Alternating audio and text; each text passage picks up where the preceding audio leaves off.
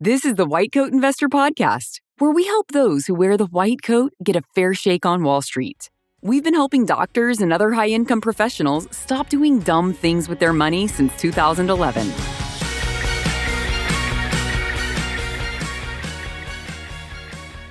This is White Coat Investor Podcast number 448, brought to you by Laurel Road for Doctors. Laurel Road is committed to helping residents and physicians take control of their finances. That's why we've designed a personal loan for doctors with special repayment terms during training. Get help consolidating high-interest credit card debt or fund the unexpected with one low monthly payment. Check your rate in minutes. Plus, White Coat investors also get an additional rate discount when they apply through laurelroad.com/WCI. For terms and conditions, please visit www.laurelroad.com/WCI. That's www.laurelroad.com/WCI. Laurel Road is a brand of KeyBank NA, member FDIC. All right, welcome back to the podcast. Thanks for what you do out there in White Coat Investor Land. You probably have a hard job. That's why you get paid so much. That's why you make enough money that you have to listen to this podcast to help you stop doing dumb things with it. That's the whole point of what we're doing here. I did a dumb thing with money just this morning. I bought another boat. Yeah, I know. It's bad. It's bad. It's an addiction, apparently. It's my third motorboat that I've bought over the years. It was much more expensive than my second motorboat, which was much more expensive than my first motorboat. That one was actually paid for mostly by the military. They pay you about $1 a pound to move your stuff across the country. The boat weighed about 3,000 pounds. I paid about $6,000 for it. And so essentially the military paid for half of my first boat, which was a nice little benefit there. But unfortunately, I have not been buying dramatically heavier boats each time. So, that weight ratio has not been helping me with subsequent purchases. But the boat I bought in 2015 and used for 11 seasons is not as reliable as I would prefer for it to be. It spent about half the summer in the shop this year. I did not love that. I did not love having to wait to have it serviced. So the primary motivation for getting another boat was actually to get more reliability. Now, new stuff generally is a little more reliable than old stuff. And so I do expect it to be less in the shop because of that. But the dealership also offers a couple of other nice benefits. First is priority service while it's still on the warranty. So it comes with a 5-year warranty. And you actually get priority on your service during those 5 years. So I'm thrilled to have that. And hopefully when something does break, it's not in the shop quite as long. But they also have a loaner boat program that they give you when you buy a new boat from them. So if the boat is broken and you have a trip, you're going down to Lake Powell or whatever, they're going to give you another boat. And I fully plan to take advantage of that program at some point in the next few years, which would be a very nice increase in reliability of my boat. What I discovered, though, is boats have appreciated dramatically in the last 10 years. In fact, this boat that I've been beating up with a bunch of canyoneers in it for the last 11 seasons is still worth over half of what I paid for, which is pretty amazing considering I've put really more than half the hours that any boat should really be expected to last on it. So I'm thrilled about that. But the fact that the new ones are so much more expensive means that's really not a dramatic discount on the price of a new one, but we can afford it. So I don't feel bad about something that's actually going to make us happier, make our lives a little bit easier, and spending money on it. In fact, we were planning to pay cash for it. Of course, they offered a discount if we're willing to finance it. So we got into the details with it. It was interesting. It was about a $7,000 discount if we were willing to finance it. And we asked, well, how much do we have to finance? Well, they came up with an amount, which was about a third of the price of the boat. And I'm like, okay, well, we can finance that. How long do we have to finance it for? They said, well, you got to make 7 payments. I'm like, okay, well, how big can the first payment be? And it turns out you can pay almost all of it with the first payment. So in reality, we're going to spend just a few $100s in interest in order to get $7,000 off the boat. I feel a little stupid doing it. We don't need that, but $6,500 was a little hard to turn down for, putting some automatic payments for 7 months. So despite the fact that I said I don't play games with little debts and little discounts so much, apparently I'm playing another game with it, but it should be fun to have a new boat come next season that is exactly decked out the way we want it to be. So if you bought anything stupid, don't beat yourself up about it. As long as you can afford to do it, it's fine. You can't take the money with you when you go. If something's actually going to bring more happiness into your life and you're on track to reach your financial goals despite buying it, go ahead and buy it. Don't feel guilty about doing so. Okay, we got to do a clarification. I'd call it a correction. It's not really a true correction. As the person who wrote in said, they said, nothing said on the podcast was incorrect. However, I found the statements regarding the risk of pensions to overstate the risk, especially as it was discussed alongside deferred compensation plans. This is written in by an actuary, by the way. Lots of very smart people to listen to this podcast. And when I screw things up, they're not afraid to write in and let me know about it. And I actually do appreciate that because I don't want to put out bad information. I think it's helpful to you to hear from experts from time to time. But this is what he said. He said there was a comment about the Pension Benefit Guarantee Corporation insuring only a certain amount of a pension, which is true, but that amount is higher than most pension benefits. For 2026, the Pension Benefit Guarantee Corporation insures up to $93,000 in annual pension benefits for a single life age 65. Even conservative planners shouldn't want to cut the expected pension to below that amount. Additionally, the PBGC can pay above that amount if there are enough assets in the plan. I believe that's a judgment call by them. One additional note is the type of employer matters and how secure to view the pension benefit. The federal government, with its ability to print money, is as secure as it gets. From there, single employers are the most secure, as the PBGC fund is currently overfunded for them. There's a surplus. 50 billion was the last number I saw. After that, it will depend on your trust of the government for if municipal or multi-employer plans are more risky. I'd say municipal plans are the riskiest, as they don't have the PBGC to back them. The nice part is your pension plan is required to send you an annual funding notice each year that will include the funded percentage. This will let you know how concerned to be about your pension, needing the PBGC to step in. It's not perfect, but general rules of thumb are if it's 80% plus funded, no problem. If it's 60 to 80%, you should have concern, but maybe not change your financial plans. And if it's 60% or less funded, start to adjust how you are planning for your pension, meaning discount it when you think about what it's going to provide you during your retirement. Good advice. I appreciate you writing in. It's wonderful to have so many smart people listening to the podcast and helping us get it right. Okay, our first question from y'all comes from Alejandro on the SpeakPipe. By the way, if you want your questions on the podcast, put them on the SpeakPipe, right? I mean, yes, we do emailed questions, but nobody wants to listen to me read your email. So as long as you can ask the question in less than 90 seconds, put it on the SpeakPipe. Go to whitecoatinvestor.com/SpeakPipe and record it. We can get your voice on the podcast, and it's always nice to hear from you all and try to answer your questions that way. But this one comes in from Alejandro, who did just that and wants to talk about optimizing his retirement accounts and tax benefits.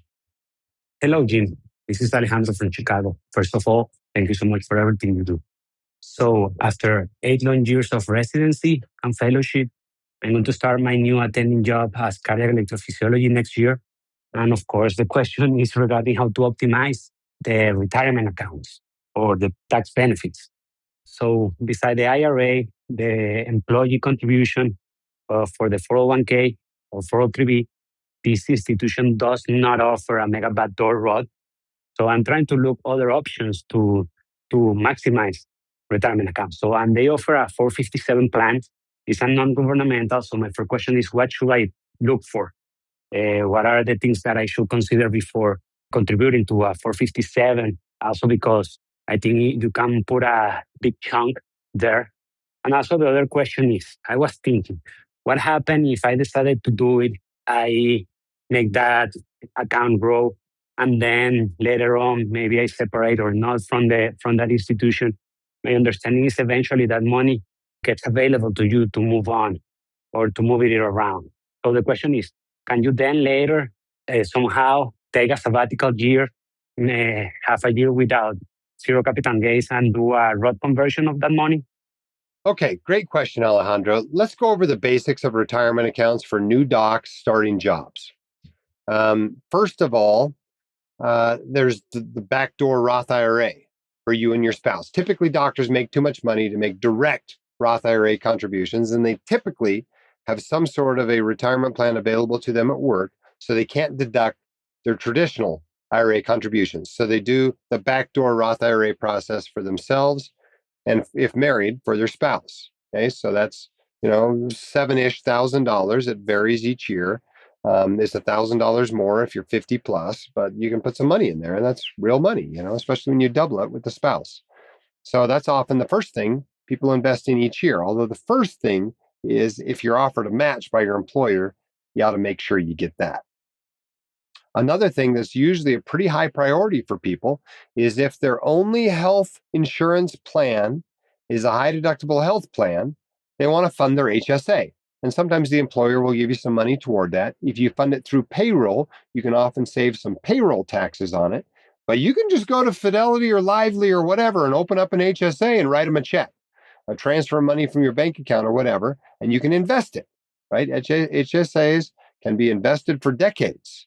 Our HSA now is up over $250,000.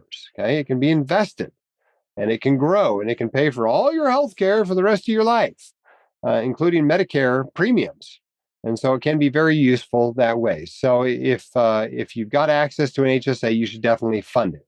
Doesn't necessarily mean you should take a plan that qualifies you for an HSA when another plan is a better deal for you. But if you do qualify for an HSA by virtue of your plan, please fund it.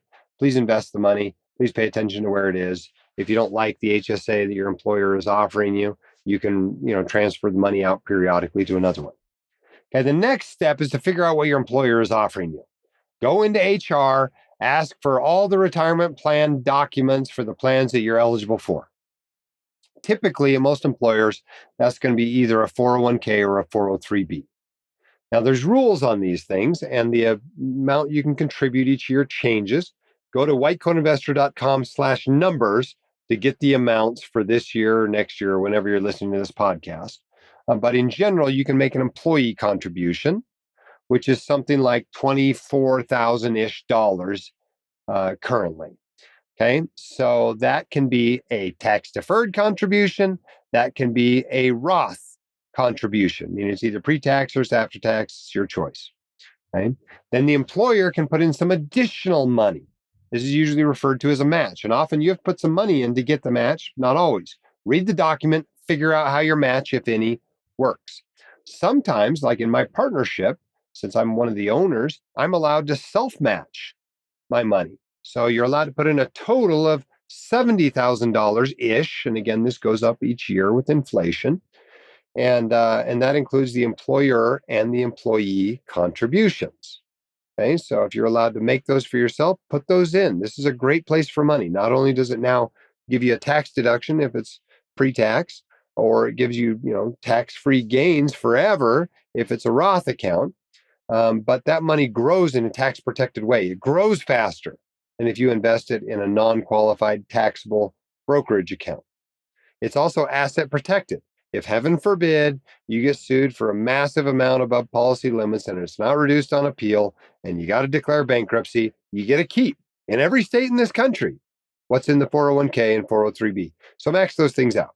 Okay, you've done your backdoor Roth IRAs, you've done your HSA, you've got maybe as much as $70,000 into your 401k or 403b, plus whatever your spouse might be able to put into their 401k or 403b. And now you start looking at other options if you want to save more for retirement. Maybe that's plenty for you. Maybe you don't need or want to save any more for retirement. But if you do, you might look at some of these other plans that your employer might offer you.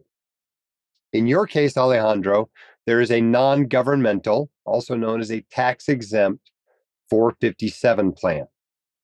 Okay, so this is not the same as a governmental 457. It is dramatically worse for several reasons. One, the money is not held in trust, meaning it's not held in a separate account like your 401k would be or your 403b would be, and it's subject to your employer's creditors. So while it's not subject to your creditors, it gives you some asset protection there, it is subject to your employer's creditors. So if your employer has to declare bankruptcy, there is a theoretical risk that you could lose the money. Now, there is a hospital corporation by the name of Steward that used to own my hospital, that it looks like some doctors that worked for them and funded a non-governmental 457 through them might be losing some or all of the money they had in that plan. So it doesn't feel so theoretical to them anymore. I'm not aware of any other instances when doctors have lost 457 money, but it is a risk. So if your employer doesn't look so financially stable, don't put a lot of money into their 457. Maybe don't put any in there. I know at least one doc that has written me that regretted putting money into his 457 plan, not because he lost any of it. In the end, he got it all, but he said the hassle of worrying about it, laying awake at night, worrying about losing whatever it was, a couple $100,000 that he had in the 457, was enough that he wished he'd never used it at all. So keep that in mind. Certainly, if you have any doubts about it or you're worried about it, maybe you don't fund it to the max every year. Maybe just fund it for a year or two, whatever. But that's a serious risk with a non-governmental 457. The other big problem with a non-governmental 457 is you can't just roll it into an IRA when you separate, or into, another 403B or a 401k or whatever. You can only roll it into another non-governmental 457 plan if that plan accepts it. And your new job, if you have one, probably isn't going to offer one, or it might not accept it or whatever. So you're kind of stuck with the money in that 457 until you take it out, pay taxes on it, if due, because these can be Roth 457s as well. But you can, you're stuck with it. So you better make sure the distribution options are something you're okay with, because a lot of them are not. A lot of them are terrible. For example, a common one is that you got to take all the money out in the year you separate from the employer and pay taxes on it. So imagine you're putting in, $24-ish thousand into this thing every year, and it's growing for like 10 years. Now you got, I don't know, $400,000 or $500,000 in there, and now you change jobs. Now you got to pay taxes on that $400,000 or $500,000, probably all in the highest tax bracket, all at once. Not awesome, right? Not a great distribution option. On the other hand, if it lets you take it out over 10 years, starting at an age you're allowed to name, maybe that's not such a bad deal. 457 money, especially non-governmental 457 money, because it's not technically your money yet, is probably the best money to spend in early retirement. So if you can start spending it in your 50s, or at least by your, late 50s or early 60s, when you retire, that's probably a great distribution option. If you don't have to take it out all at once, that's a great distribution option, right? Just make sure you're okay with the distribution options for whatever amount of money you're likely to put in there and what it's likely to grow to. You also need to make sure the fees are okay and the investment options are reasonable before using a non-governmental 457. So whether you use that or not, if you want to save even more money for retirement, your last option is a taxable account. There's no limit on how much money you can invest in a taxable account. For many investors, including me, my largest investing account is a taxable account.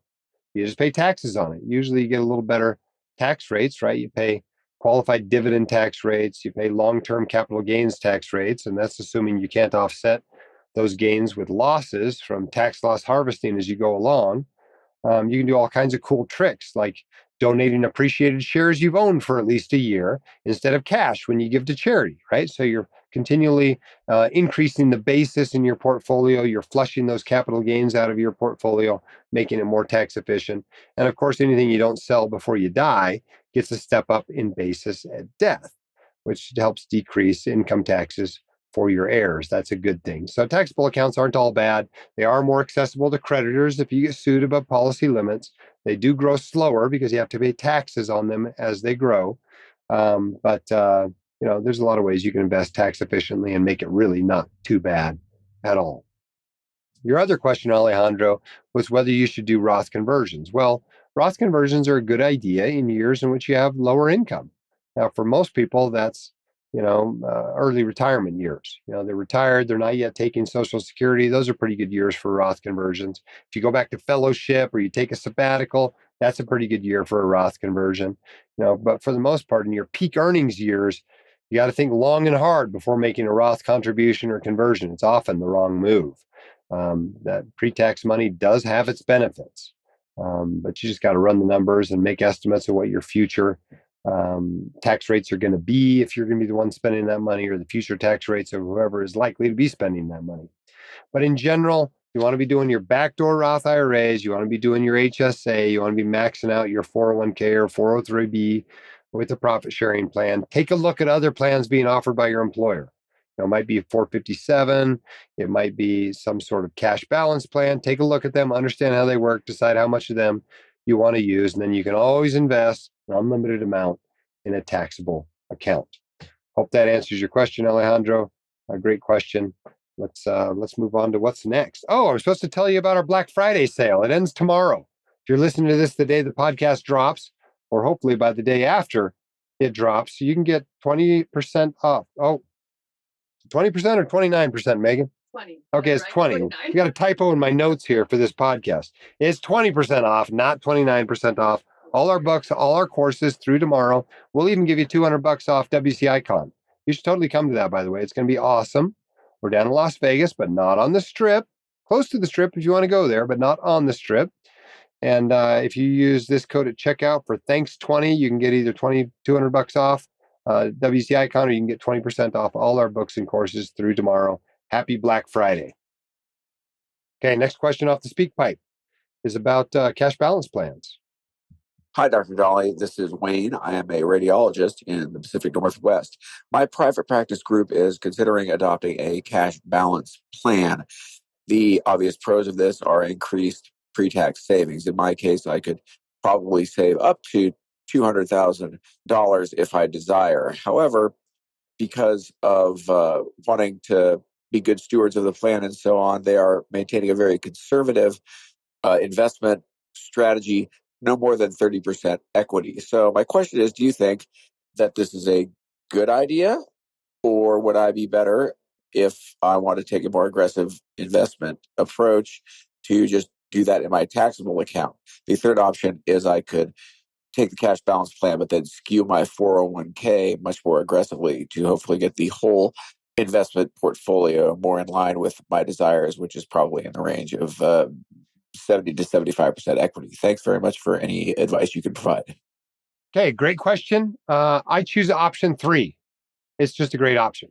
Let's talk about this for a minute, though. Okay, they're probably doing the right thing managing this cash balance plan.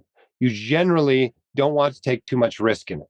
Okay? If you take too much risk and it really underperforms the crediting rate for the year, remember this cash balance plan is a pension masquerading as another 401k, or another 401k masquerading as a pension. But it has to look like a pension to the IRS. And so it's got to play by pension rules.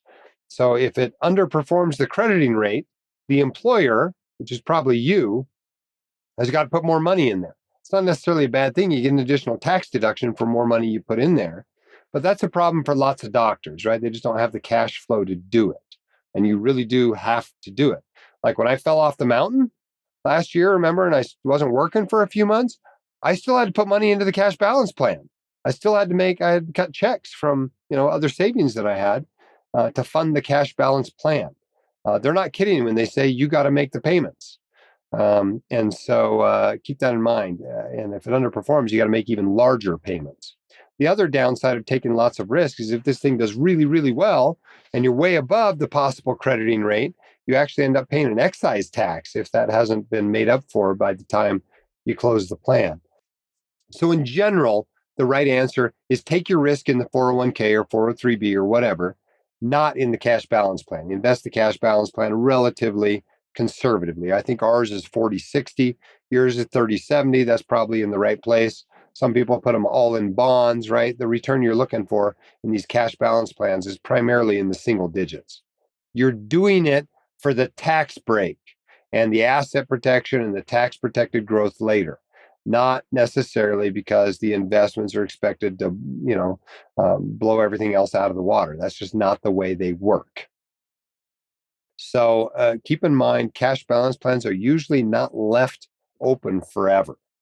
Right? It's an extra 401k masquerading as a pension. So what you tend to do is every 5 to 10 years or so, you find an IRS approved reason to close the plan and you roll all the assets into your 401k. Okay, we've done this now 3 times in my partnership in the 15 years we've been in it. And so we're on cash balance plan number 3 that I've participated in.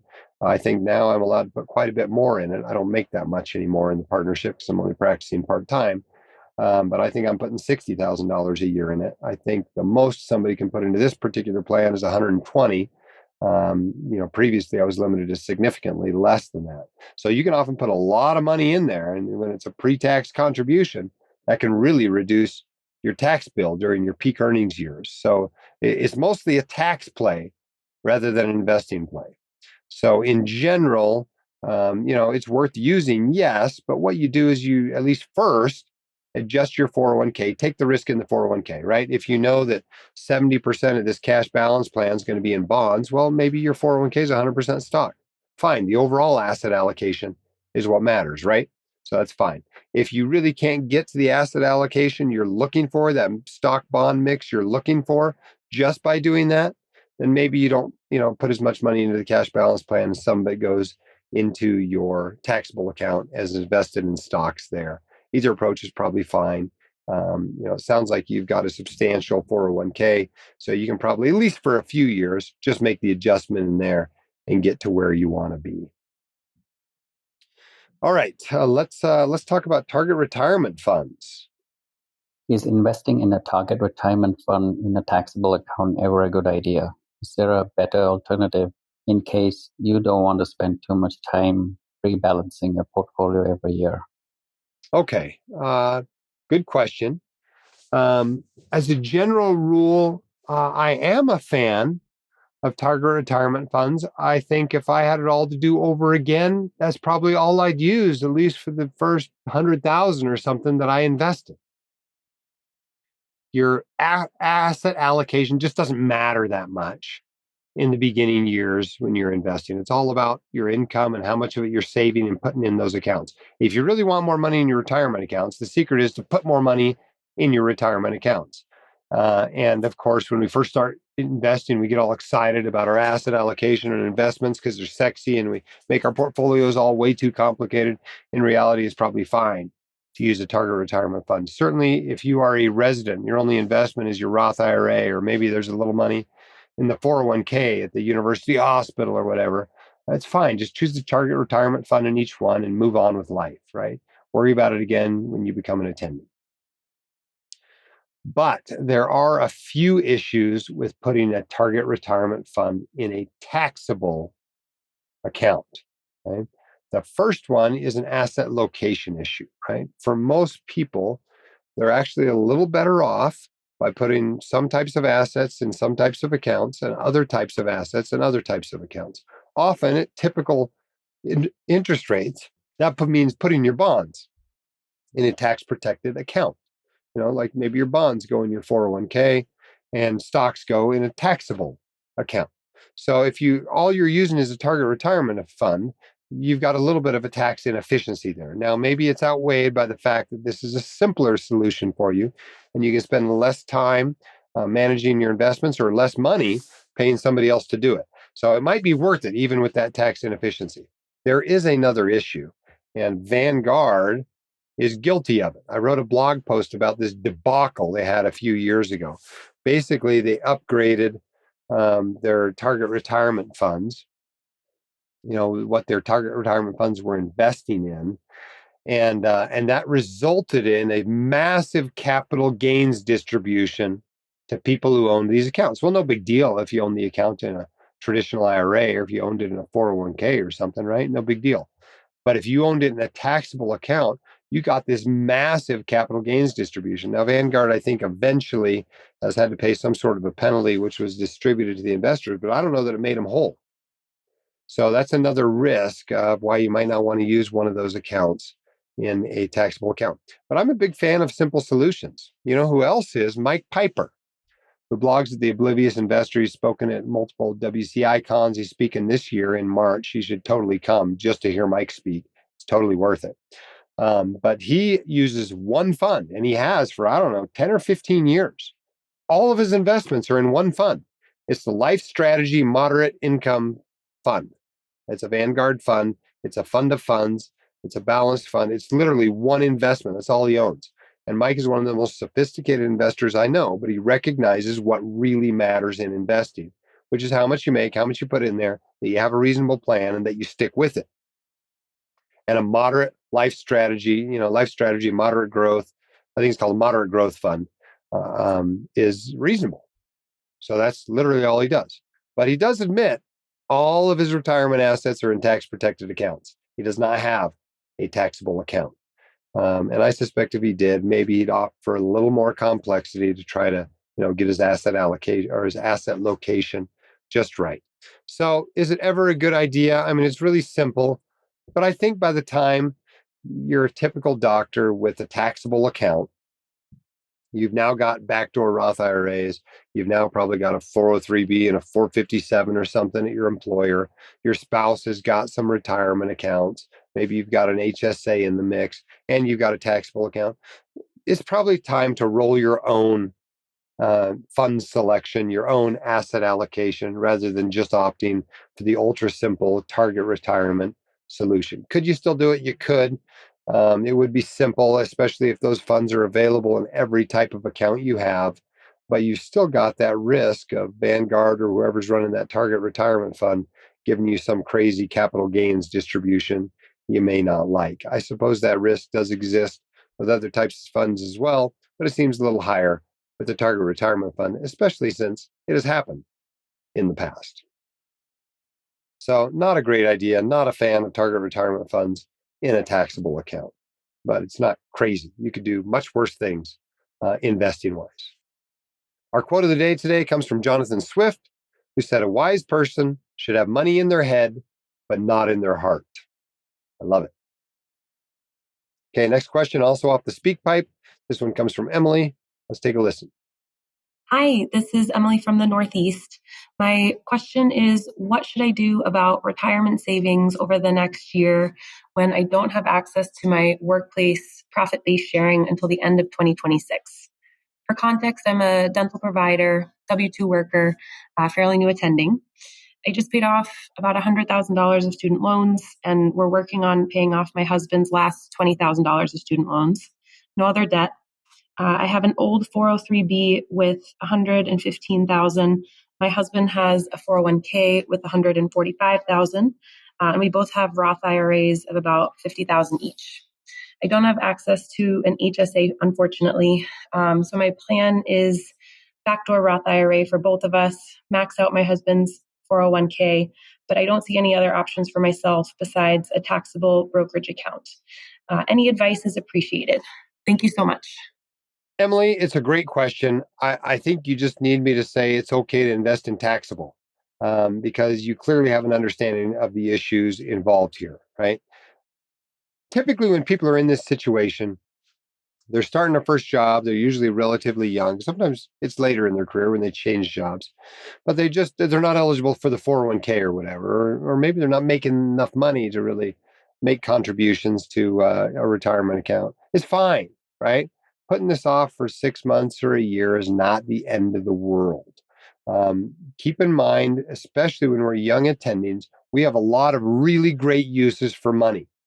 Maybe you have some credit cards to pay off, or you got an auto loan to pay off, or you've got a beater you need to replace, or you've got some student loans to pay off, or you owe some money to your parents, right? All of that is a great thing to do this year, right? While you're waiting until you're eligible for your retirement accounts. So you can just take advantage of some of the other uses for money that you might have. Maybe you want to get your kids' college savings started so you can open a 529. There's lots of uses for money. Maybe you're saving up a house down payment. I don't know. So look at all that stuff first. Then, of course, you can look at what is an option for you. If you have earned income, you can make a contribution to an IRA. Now, typically, for most white coat investors, that's a backdoor Roth IRA process you're going through to make a Roth IRA contribution. So make sure you do that. But if that's all you have available to you and your spouse is already maxing out their available accounts and you're sure that you want to invest this money for retirement, well, the only thing left is taxable. Right? There's not some magic retirement account out there we haven't told you about. Well, there might be one. If you have some self-employment income, you can go open an individual 401k. This is another great benefit of being self-employed, right? You don't have to wait until the employer lets you use their retirement account. You can just open your own. But if you are an employee, that's not an option. You got to wait until they let you into their retirement account, or you just invest in taxable. Now, investing in taxable is not the end of the world. Okay? Most of my money is invested in a taxable account. You can invest very tax efficiently. You can tax loss harvest, right? We've saved up lots and lots of tax losses over the years. So any capital gains distribution I might get or choose to take, I don't have to pay taxes on. Very tax efficient. You can flush out the appreciated gains by giving to charity. You can give them to people in a lower tax bracket, and they can sell them maybe at 0%. Lots of things you can do that are cool with the taxable account, but it's better to invest in retirement accounts for retirement anyway, all else being equal. But I think in your case, Emily, it sounds like you want to save more for retirement and you filled up everything available to you. It's time to invest in taxable. Don't beat yourself up about it. All right, this podcast was brought to you by Laurel Road for Doctors. Laurel Road is committed to helping residents and physicians take control of their finances. That's why we've designed a personal loan for doctors with special repayment terms during training. Get help consolidating high-interest credit card debt or fund the unexpected with one low monthly payment. Check your rate in minutes. Plus, White Coat investors also get an additional rate discount when they apply through laurelroad.com/WCI. For terms and conditions, please visit www.laurelroad.com/WCI. That's www.laurelroad.com/WCI. Laurel Road is a brand of KeyBank NA, member FDIC. Don't forget about our Black Friday sale. It ends tomorrow. Go to our store, all our swag, our books, our courses, etc. is 20% off. Or if you go to WCIEvents.com, you can buy a ticket to WCICon today, $200 off. Use thanks20 at checkout. All right, thanks for those leaving 5-star reviews and helping us get the word out about the importance of financial literacy and financial discipline among high-income professionals like doctors. A recent one came in, said, the gold standard, listen to this, read his blog, profit, 5 stars. Doesn't take much to leave a 5-star review. Thank you for that one. The rest of you, keep your head up, shoulders back. You've got this. We're all here to help you along the way. See you next time on the White Coat Investor Podcast. The hosts of the White Coat Investor are not licensed accountants, attorneys, or financial advisors. This podcast is for your entertainment and information only. It should not be considered professional or personalized financial advice. You should consult the appropriate professional for specific advice relating to your situation.